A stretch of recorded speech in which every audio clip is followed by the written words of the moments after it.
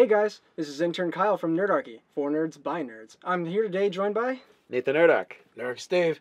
And today we have our first live GM 911 from intern Kyle.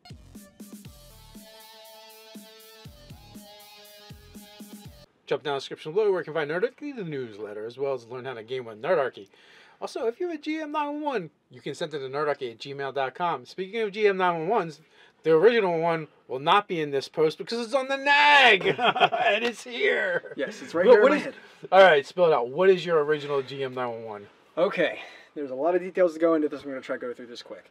I just like to say it's really nice to not have to read it. Yeah, right? You don't have to read it. I'll read it to you. Read it to us. So I have more of a silly game, what you have affectionately called the Chuckle Fuck game.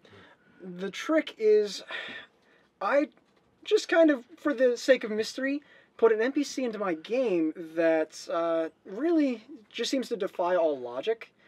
There's a drunken man at the bar. There's only one tavern in town, and this man's always at the bar, stooped over on his stool. He's either in a drunken coma, or when he wakes up, which he does several times a day, he reaches into his pocket, grabs just enough change for a drink, and drinks himself back to sleep. However, one of my players went to pickpocket him, and I said that there was no money there.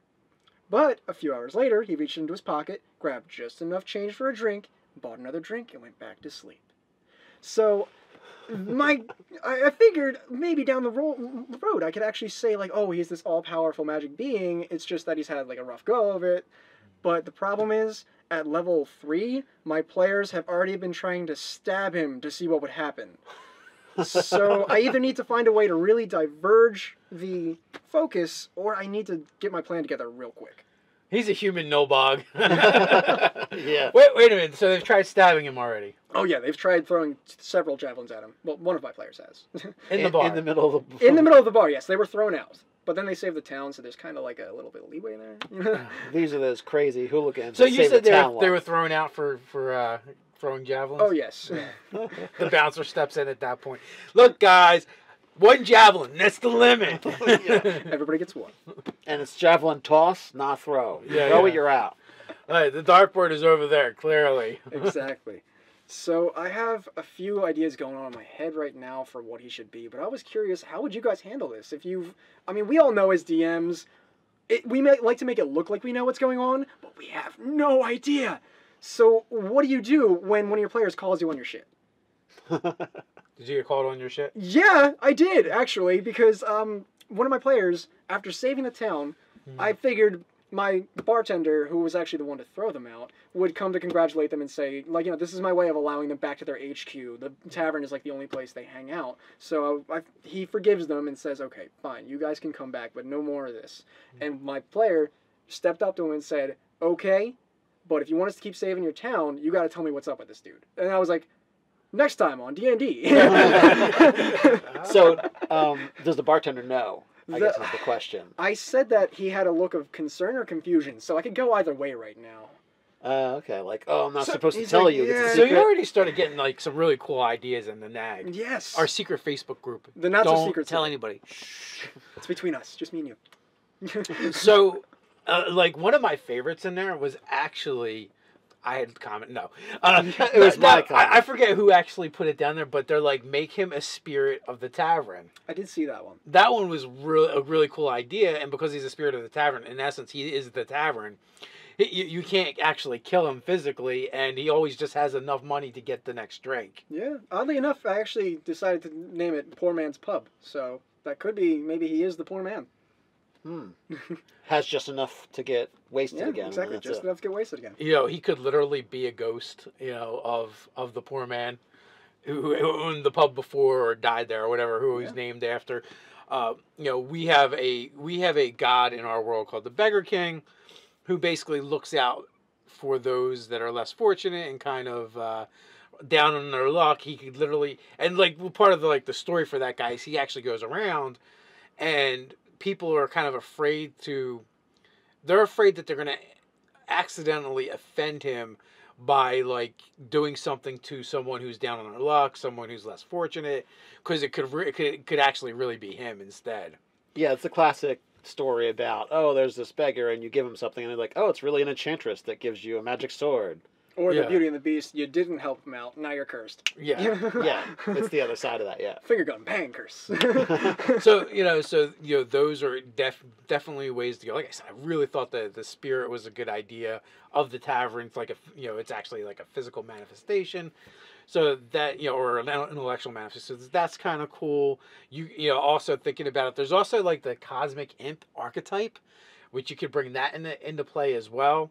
And maybe now like one of the things you could do is like, okay, the last time they were in the bar, they got thrown out for messing with this guy. Well, maybe he continues to mess with them. Now he's going to mess with them because he's got like this unlimited power, but he just does it in funny and stupid ways. Yeah, kind of like the Batbite. The Yep. little guy who Mhm. always followed Batman around and just like, oh, now you're Or Batmobile's Mitzelplick. balloons. Yeah. Yeah, exactly. Yep. You could absolutely go that route, and maybe everyone kind of like forgets they interact with him as soon as they interact with him. Maybe he's not always at the bar. It's just that you think he's always at the bar because that's the last time you actually remember dude. seeing him. What if he was actually see? But the other characters, like the other NPCs, have interacted with him. But it would be so cool if he was like the figment of the imagination of the players. So far, all I've said was the bartender as well. Barkeep Pete was the only other one who actually interacted with him. He introduced them to the drunk who's always at the bar, and they seem to be the only one who they're talking about. You know what? When he explain when you start off next time, have him go, what guy?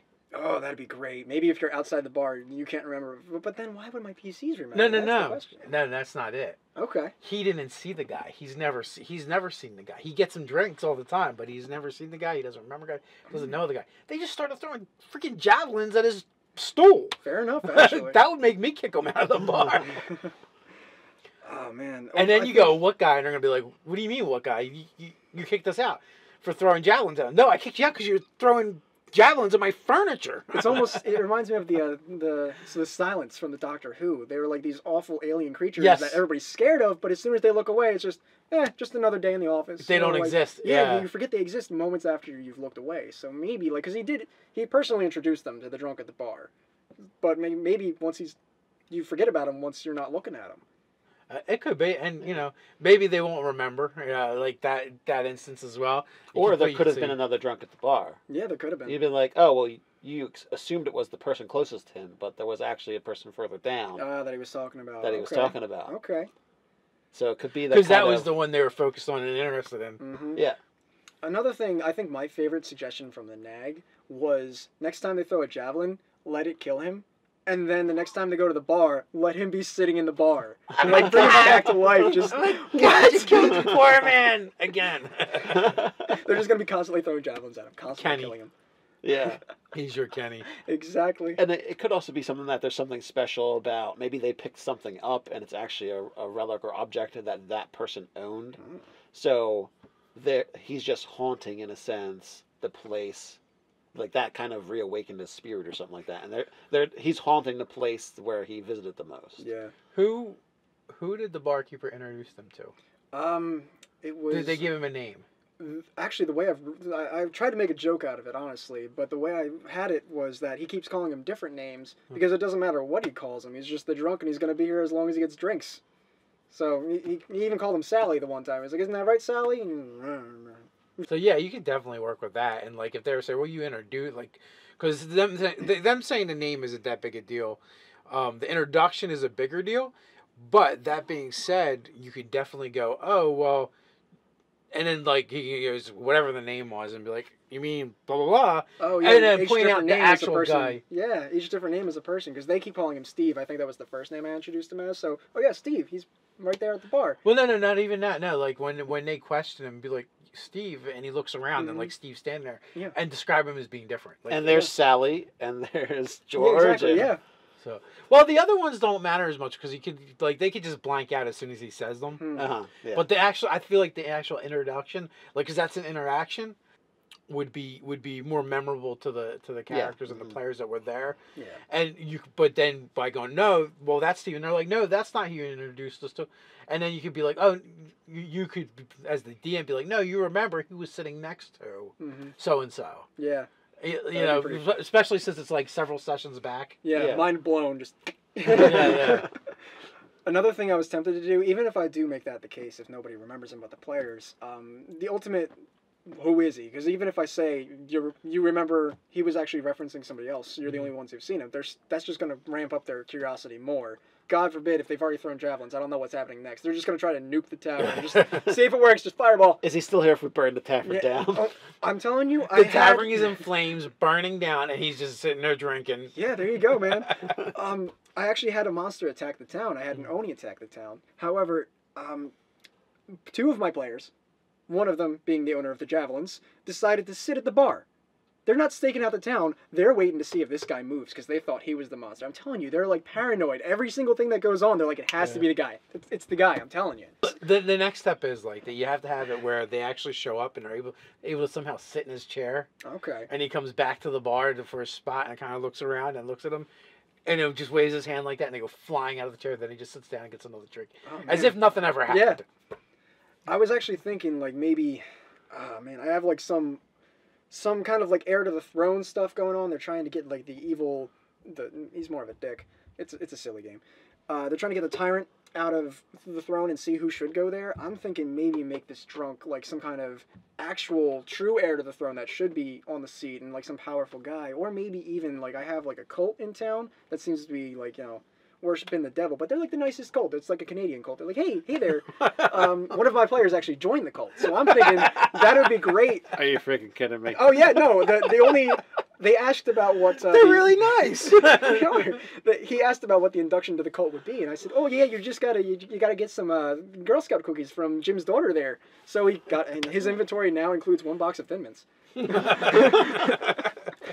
I'm thinking maybe make this guy the demon. That'd be great if he actually was the demon lord, and like maybe even if he's waiting. Exactly, just waiting for and like some reason to like steal their soul. The first thing I thought of was maybe because he's drunk and they might think he might be magical, but they still don't think he's like this really all powerful dude. I'm thinking maybe he actually approaches them in a drunken like I'll bet you that I could beat you in darts, and then no matter what he keeps crit 20.